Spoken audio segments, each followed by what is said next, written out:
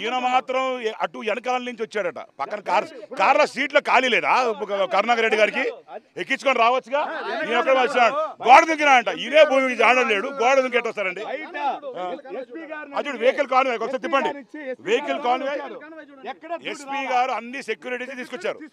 లోపల నుంచి బయట నుంచి కూడా అలౌ చేసినారు. ఇంత చేసిన తర్వాత కూడా ఇప్పుడు ఏంటండి అర్థం కాదు. న్యూసెన్స్ అట్టం కాకపోతే ఆయన వచ్చి మాకు హిందుత్వం చెప్తున్నాడండి. దయ్యాలు వేదాలు వెళ్ళించినట్టు హిందుత్వం గురించి మా చెప్తాడు.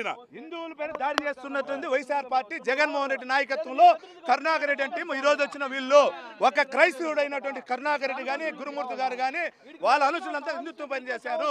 ఎన్డీఏ కూటమిలో చంద్రబాబు నాయుడు గారు గాని, పవన్ కళ్యాణ్ గారు గాని, లోకేష్ బాబు గారు గాని అన్ని కులస్తులుగా సమానంగా చూసుకుంటారు.